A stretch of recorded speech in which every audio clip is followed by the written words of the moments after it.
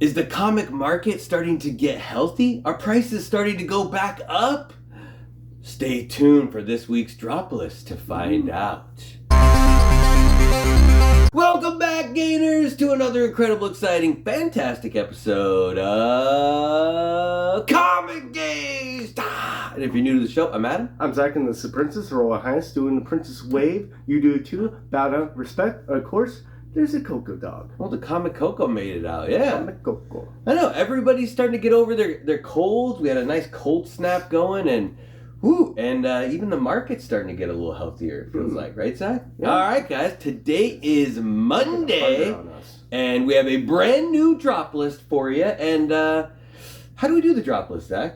We scour the internet on all the different websites that have drop lists and questionable lists, and, just looking at the list and verifying, of course, making sure the numbers are right, and we take it all together, see what makes most sense to put on the list, and present it to you with all the extra information that we collect. Yeah, and these are all books that were hot or trending 1 year ago. So we look past a year ago, we figure out which books have dropped in price. And that brings us kind of a little bit what we were talking about just in the beginning before we get into the drop list, before we get into everything is we pick these books and we kind of see what works, and we write down the books first, and then we research them to make sure that they drop in price. And this week was a lot harder. We found a lot of books that we picked for the list have all gone up in price, so we had to kick them off the list and move on to new books. And I'll tell you, that hasn't happened in like the past year or two. Most of the time we pick a book and it's always down in price. So I don't know if that means the whole market's looking better, but it does seem like things are starting to even out.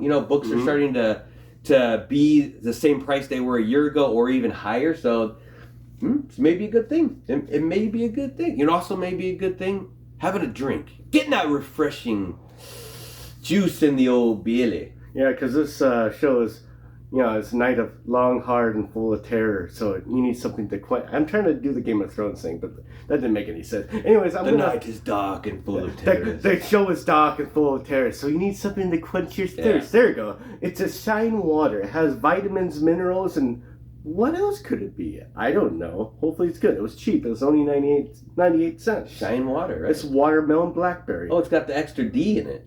A D is the best way. No, it does not. All right, let me try this. Yeah, extra D. Oh, I spilled it a little bit. Oh, it's on my leg. Ooh, okay. Let me shake it up. Just shake it up because it's just dripping now. Make sure you open it and then shake it up.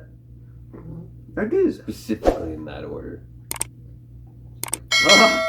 Is it good? Oh, it's sour. Is it really? Oh, That's the D. The D is sour, Zach. Whoa. Wow, that's a lot of flavor. I don't know if I like it or not, but wow, that's a lot of flavor. Whoa. Ooh. You know what else has a lot of flavor?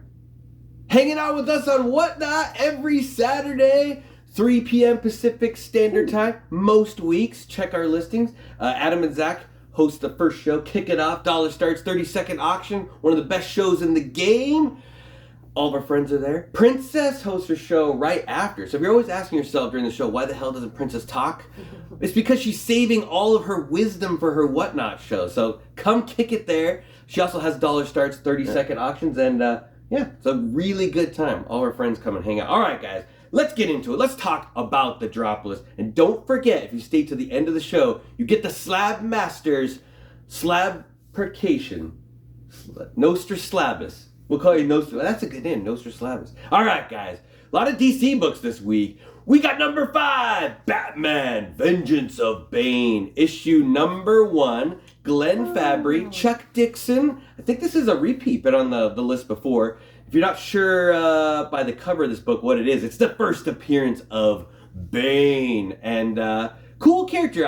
I will have to admit, I haven't read that much about Bane. I feel like all my expertise on Bane comes from the cinematic world. Mm-hmm. The things that you know, obviously, they had the old Schumacher, what was it, Batman and Robin 4? Yes, yeah, like that. Where they had the crazy Bane where it's like hit the button, it's like I'm all getting powered up. Then we had the Christopher Nolan Bane, which was pretty good. Tom Hardy. I feel like everybody makes fun of that Bane, but I liked it. What a lovely, lovely voice. Yeah, Zach does really good, right? Oh. Yeah, exactly. It's almost it's uncanny. Anyway, It's a cool book. I feel like every time I see this book, it should be worth a lot more than it is. He's almost like a classic rogues villain now for Batman. And it's still pretty relatively inexpensive. Beautiful painted cover for this time period. And in Nightfall, a lot of the Nightfall books look really goofy. So this is completely different than the rest of those. But this book got hot last year. A lot of that DCU news, not DCEU, DCU news. People are thinking that we're going to see Bane again, and Dave Bautista basically said he's going to sign on to play a character for his friend James Gunn in the DC. A lot of people are thinking he would make a pretty good Bane. So that'd be exciting. It'd be nice to see that, you know, whether it's like in the Matt Reeves world or a separate Batman world. But either way, cool book, underrated, but it has graced the drop list this week. So yeah. It was all venomed out. That was kind of funny. You know, Venom's the stuff that he like pumps in his heart and body and mind to get all super swole. I need to get some of that for the gym. Anyways, it was all swole a year ago at $359 for a CDC 9.8. Now, it's deflated a little bit to $311. The range is $127 to $450, so we got a deal. That's a cheapest source. Yeah, average sale is $347. It's a 13% drop. There's 5,358 total graded. 1,528 of them are 9.8s. There is a 9.9, but I don't think one is ever sold. That would have been a crisp copy. It's about 28% of total graded, the 9.8s are 28%. So it's a little bit high. It's a classic cover. It has that feel to it. And it's a painted cover, if I remember correctly. Yes. There's multiple printings, so make sure to be careful about that. I think this is a fantastic book for the DC universe, the DCU, I don't know. All of that speculation, I think it's a classic character. Get it. I mean, something like this, you could probably find a nice copy out on the wild and take your shot at a 9.8. Maybe potentially get a little cheaper, but $311, not bad. Yeah, not bad for that's this not bad. quality. We haven't had the best luck. I think we've sent in 2 copies, and they both came back 9.6s, and they looked nice, which is weird because it is a square bound book. So traditionally, square bounds sometimes have an easier chance of getting like 9.9s or 9.8s if they're in good shape. And there's not a lot of black on this cover either, but we've not had very good luck with it. CGC is stingy on this book. They're getting a little stingy. All right, well, this is a book we have had good luck with. Number 4 on the list, we got Ghost Rider number 1. Good old Volume 2, 1990. We're talking a lot of 90s books. 1990. Howard Mackie, Javier Salters, and first appearance of Ghost Rider, Danny Ketch. So the second or third Ghost Rider, depending on how you see it. You know, the first one actually rode the horse. But yeah. And I mean, this Ghost Rider, Danny Ketch, has obviously very similar powers to the original Ghost Rider, except he got a new bike, new outfit, and questionably a lot cooler stories. So a lot of people really like the Danny Ketch storylines. They flow a little bit better. There's longer arcs. You know, like the Midnight Suns is a very well respected series. A lot of the original Ghost Rider stuff is kind of like one and done. You got like shows up, there's a villain, takes care of him, done with that book. Next book, new villain. You know, very Power Ranger-esque sort of story type telling, but not bad. And I'm not ragging on any way, shape, or form. But this book has been a pretty hot book for the last 3 to 4 years. You know, like just goes. Everyone's like, okay, Ghost Rider's coming next phase.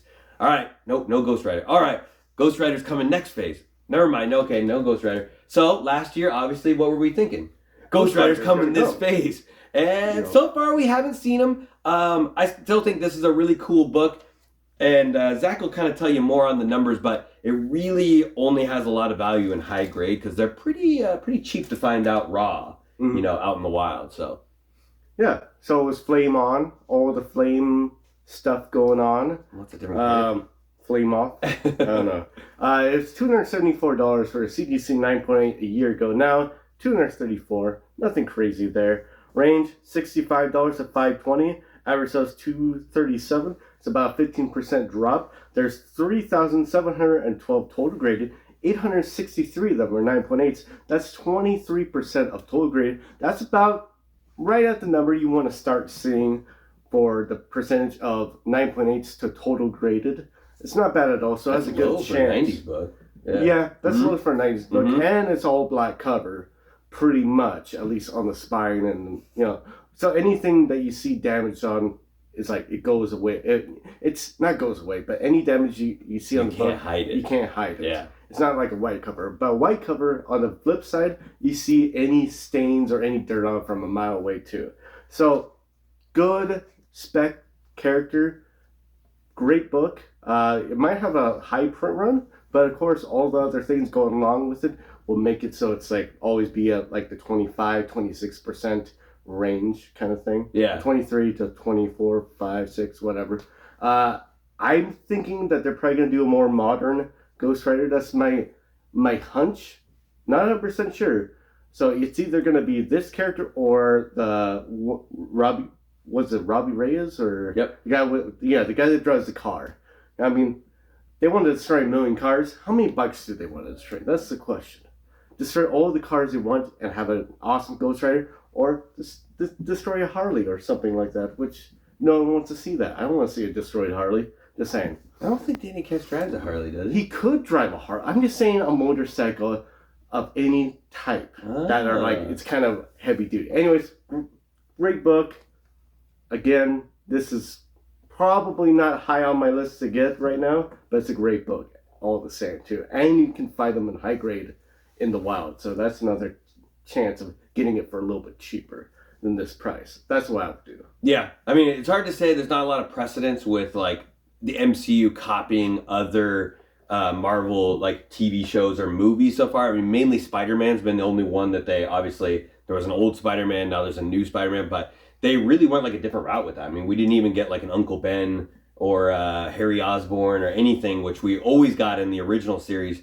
So it's hard to say if they do Ghost Rider, they're like Zach said, they'll probably do Danny Ketch, because since we've already seen the original one, in another format. All right, guys. Number 3 on the list. Oh, Coco's having a good time playing. All right.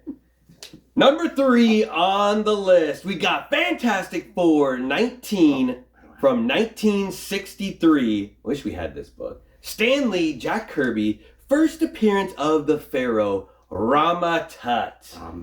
Yeah, this is like old school FF goodness, Silver Age, awesome cover. I always thought it's really interesting that King's like the more popular character, even though him and Rama Tut are like later out to be found to be the same person. And Rama Tut's actually like earlier than Kang, actually like came out before that, and then they're like, oh yeah, well they're actually like the same person. So this book like obviously got hot a year ago with all the Kang Dynasty spec, all that stuff going on. We found out like the final 2 movies are all going to be about Kang and Jonathan Majors, and it's all going to be amazing. And is that still going to happen? I hope so, but I'm pretty sure they're going to cut it short. I don't know. It's obviously if you guys don't know what's been going on, Jonathan Majors got fired completely, gone now. So they set themselves up with the whole multiverse thing where they could easily like just recast him and be like, hey, this is a different Jonathan Majors from a different universe. Or it seemed, and I don't really want this to happen because I want to see the whole multiverse thing play out for good or better. Like either you like it or you don't like it, and it is what it is. But I don't really want them to just like throw it all away and not finish like the storyline, because that would be kind of suck. So I'd rather have them just recast him, do a new Kang, maybe not make it like as grandioso as they were planning. It doesn't seem like it's gonna have like the same like gravitas that like Thanos would have, but. I don't know. It's a bunch of YouTubers out there, and I'm not going to point any fingers at anybody, that was really excited when Kang was coming, and everyone's like, oh, Kang's going to be awesome. And now that we've had him, the same people are like, Kang sucks. We should have never used Kang anyways. He's terrible. It's like, you can't have it both ways. You got to like go. I mean, I've always thought Kang was cool. And little tidbit, this is the first time Stan Lee ever said enough said. Zach always saying that all the time. Enough said. Enough said. Enough said. Enough said. I said on repeat. Yeah. All right, enough said for real this time. Let's get into some numbers. For 8.5, because this is surprisingly hard to find sales on anything above 8.5 with reliability. So for 8.5, It was Egyptian. They were doing the pharaoh dance, all of that stuff, a year ago at 1,915 for 8.5. Now, it's kind of ancient history, at $1,489. Range 1,489 to 1,915. Average sales 1,735. It's about a 22% drop. A 9.6 has sold many years ago. Many years ago for 14,900. A 9.8 has never been sold as far as I could find. Oh, okay. There's 1,264 total graded. There's one 9.8 and there's 52 8.5s. So it's about 1% of total graded for the 9.8. Actually less than that, but I round up, guys. I do the mathematical smart thing. Round up. Most of the time I give teacher. How'd you get the answer? I rounded up. Of course it's right. Stupid. It's mathematical. Sit back down and shut it. Anyways, fantastic book. I've always seen this book and read about this character, and it always seemed really cool to me. The cover's great. The character's interesting. I mean, it's part of the first real big characters that they want to. Oh, not first big real character. I should say the first run of Fantastic Four that you want. It's part of the big 52 issues. It used to be only 50 for me. Now it's 52. And convinced me. So the first issues that you want to get in Fantastic Four, the big hitters, 1 through 52, and everything else is gravy. And this is number 19 on that list. Yeah. So you have to get if you're a big FF fan. Have to. 9.6, you probably don't have to. But I would probably say anything above a 5.5 would look really good in this book. It would look really good. I would even, I'd even do a 3.5 if I had to. Normally I'd say a 4.0 and up, but I want this book to look crispy. So 6.0, I'd like it 5.5, 6.0. That's what I would want for this book. Yeah, I like all the cool retcons they did with the character too, where like he's one of the earlier forms of Kang when like he first went back. Like Kang's actually like a later stage of Ramatut. Plus all the cool stuff where he used to battle like Apocalypse in like the Egyptian land is like super cool. Yeah, all that stuff's really exciting. He was his teacher. Worked together and then ended up like hating each other. Yeah, but brought him underneath his wing and then told him, "Get back out of Egypt. I run this show now." Exactly. Apocalypse. Exactly. All right. Number 2 on the list, guys, is a really exciting book that people may not know a lot about, and that's Allstar Superman, number 1, 2005. We got Grant Morrison, Frank Quietly, and this is basically a book that's popular just because the story is really good. So it's an Elseworld story. It's not in regular continuity when it comes to Superman. So they did like a whole All-Star universe. There's like All-Star Batman, All-Star Superman. All that's supposed to take place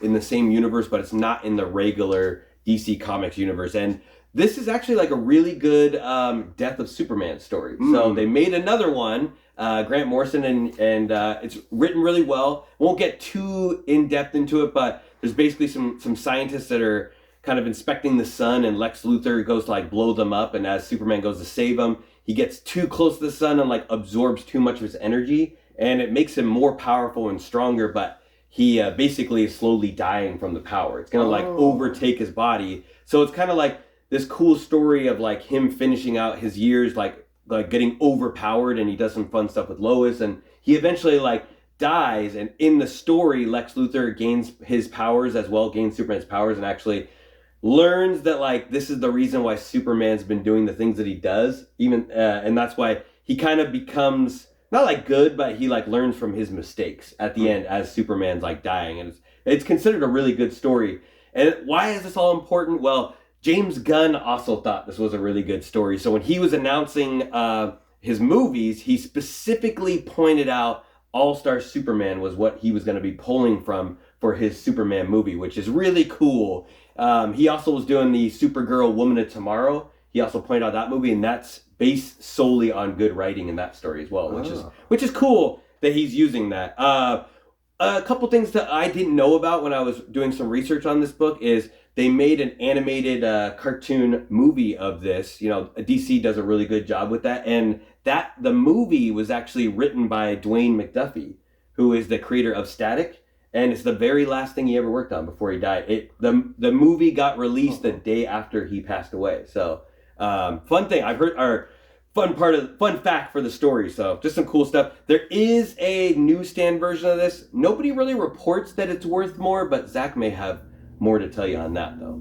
Yeah, so this almost didn't make the list because one of the most recent sales said for like $300. Then I looked into it and it's a newsstand copy. And then I looked at the previous 4, 5, 6 copies of a 9.8 that were direct edition, and they sold pretty regularly for under that. A lot under. Anyways, here's the numbers. Price a year ago for a CGC 9.8 was $176. Now it's $115. The range is $62 to $250. Average sales $145. It's about a 35% drop. There's 599 total graded. 306 of them are 9.8s. So it's really easy to get a 9.8. About 51% chance of getting a 9.8. The cover's really stiff. It has like a really nice, like thick cover to it. So I would imagine that might be why. As far as this book, I mean, it'd be good to gamble on. I would say get a nice raw copy, gamble it, see if you can get a 9.8. Looks like it's pretty easy to get a 9.8 in this. And if something happens to it, hey, you run home to the bank. And if not, at least you got a really good story. That's all I know about this. This is what I would suspect. This is a little bit of a gamble book. Yeah, I mean, basically they're like, buy it, get a 9.8. When the movies start to come out, either flip it or you love the story and keep it forever. But it's probably not going to be like a book you're going to retire on. I wouldn't imagine. No, like crazy first appearances. Like I said, it's not even in continuity, but people just it's a really well-respected story. Mm-hmm. Dissection of the hero, so to speak. All right, guys, we got the number 1 book of the week, and this is a huge surprise for me. This was actually not even originally going to be on our list. We didn't even think, like, don't even touch that book. It's been on here before. It didn't drop that much last time. It was like our number 5 last time we did this book, and it made it to number 1, and it's The Last of Us, American Dreams, issue number 1, and this book has been crazy hot for like the past year or two since the first season of the TV show came out. 2013 they released this. Julian Totino Tedesco and Neil Druckerman wrote this and drew the pictures for it. And this is a prequel to the video game that was released, and the comic came out 2 months before the video game. Oh, wow. And so it actually came out and they were like anticipation of the book. It was kind of crazy that they would do that because obviously the video game hasn't come out yet, so nobody knows that the game's good. So what happens when they put a comic out 2 months before that? Nobody buys it, which is why the count on this book is like 6,032. That's how many people purchased this book, which is crazy because now it's really expensive. Obviously, the show was really cool. We're not huge video game people, so none of us in this house played the game. I've seen some side-by-sides when like they're talking about the show and how similar it looks to it. I thought that would be kind of weird because you'd already know like what's going to happen, but people seem to like that a lot. That's cool. Like I'm kind of glad I'm watching the show and I don't know what the video game is because everything's like a surprise to me. I'm seeing it for the first time. But Pedro Pascal, I mean, he's like whatever he touches turns to gold lately for some reason. He's an amazing dude, but it's really cool. Bella Ramsey is also killing it in the show. I'm excited. They announced season 2. It's greenlit, obviously. It's going to be good. This show came out on HBO if you guys didn't get to see it. And they're doing the 1 show a week process, which works really well for comics. I don't know if it actually helps the show out any, the people making money on the show. Maybe obviously if someone has to pay for the subscription, they'll have it longer so that they can watch the whole show instead of like binging it in one night. But whenever they dump the whole series in one day, it kills the comic spec. It like destroys it because this book got hotter every episode that came out. Like the first episode was like, okay, it's hot. The second episode got hotter. People were like, this book that the sky's the limit. And I didn't think it was gonna drop that far. We kind of figured it would, but it definitely dropped a lot. Zach will get you more on those numbers. Be on the lookout. There's a mini comic, a Christina Strand mini version of this, and it came out in the video game. And if you look closer at it, it only came out in the video game that was released in Europe. So the American version of the games did not have the mini comic, which is why it is so freaking rare. And we could not really find any real numbers on this book, what it's actually worth. So hit him with the numbers, Zach. This might be the pickup of the week. I might have to go get one. It was the first pick that you wanted a year ago at $2,000 for a CGC 9.8. Now, it just might be the last pick. I don't know. 1,075. You can get one in a 9.8. You got range 1,075 to 2,000. Average sales 1,465. It's a 46% drop. There's 375 total graded. Only 95 of them are 9.8s. That's about 25% of total graded. That's low. Just based on the I don't know how the video game went, but just based on the show, this is going to be a classic.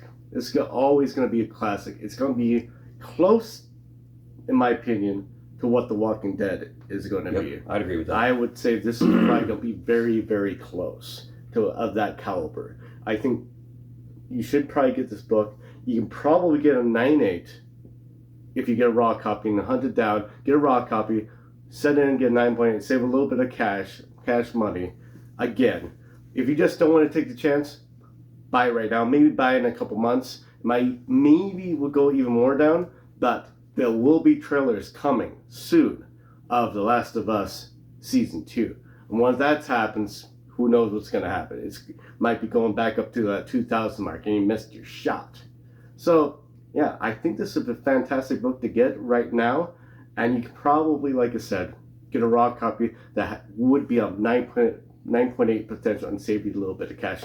And of course, I guess now, since we know about it, keep an eye out for that mini comic. Yeah.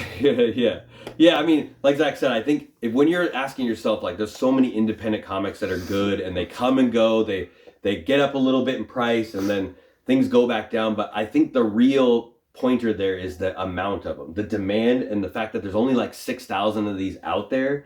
And, you know, the show's great. It's probably going to live on quite a bit longer. I would imagine even after this is over, they'll probably release more video games and there'll be more shows to come to go along with this. So this could very well hit that like Invincible / Walking Dead levels, which both of those books have really low print runs too. There's plenty of shows that were good. They're attached to comic books that have high print runs, and that's why they never test the time. So cool book. All right, guys. Zach, what's your picks of the week? Well, I would say the safe one would be First Appearance of Bane. I think that would be the safe one. I think that one has probably the most steady gains it's going to be on the list. It's just going to slowly go up in price. But probably the number one is actually The Last of Us. I think that's one. It's going to be cost you a little more money, depending on how you do it. But I think that would probably be the one that might have the most explosive gains on this list. Yeah. Huge. Could be very huge. It could be, it could be a big book. Or at least once it gets up to that height, it may hold that value for a while, for years to come. And I know, guys, we touched a little bit on the beginning about the market going back up, so there's some cool stuff. One of the books we were going to look up was, Allstar 58, First Appearance of Power Girl. We had that on our list to check for the drop. It was trending a year ago. It has gone way up. So, and there's no news on Power Girl. There's nothing. We haven't heard anything about Power. That book's going up, so that's a good sign. The market's starting to get healthier. We don't have like concrete numbers for that, but we check books regularly every week, and every week there's more and more books that don't make the drop list. So that's a good thing or a bad thing. We may have gotten our year or two of buying books on the cheap, and maybe they're going back up. So take it how it is. It's either a buyer's or a seller's market, which sometimes I think is good, depending on who you are. The most stable one is, of course, the Silver Age. The Silver Age is like getting really stable now. It's starting to get really stable, especially for the high grades. 9.8s are always 9.8 Silver Age is always a good idea. Not gonna drop anytime soon. Always good. All right, guys. As usual, stop what you're doing right now. Hit the subscribe button. Hit the like button. Princess loves it when you guys hit the like button. Actually, hit it 3 times for the princess. Don't hit it twice though. 3 times. And leave a comment down below. We love comments, guys. We're gonna have an extra special Wednesday show this week. Hit the notification. Ultimate Spider-Man went crazy. I want to talk about it, so we'll bring that up. That's going to be our topic of the week. The teams has all read it. We all know what's going on, but that book went crazy. So come hang out this Wednesday. I want to hear your guys' thoughts on that book as well. That's going to be the Wednesday topic. And Zach, you got anything special? Yeah, you got to share how you do that. So you have to go to the store right now and get a big pack of not Sour Patch Kids. Those Airheads. You know those Airheads? The sour candies? Get a big bag of them. And then you want to take all of them, as many as you can, put them all in your mouth, and watch your face implode because it's so sour. And then that's how you become Inside Out Man. That would work, I think, actually. Yeah. Yeah, you become like a black hole, a human black hole. And you seen that thing where it implodes. With bitter beer face? Implodes. No, like that logo that the Airheads have. He's like so sour. Like, yeah. Oh, you're talking about Warheads? Oh, is it Warheads? Oh, I said Airheads. Did you say Warheads? Ah, it's a Warhead. Those Airheads are not that sour. Warheads, excuse me. That's how you get those imploding games. All right, guys. Until we see you next time, stay safe and remember, Get those gains. Get 'em. Every single one.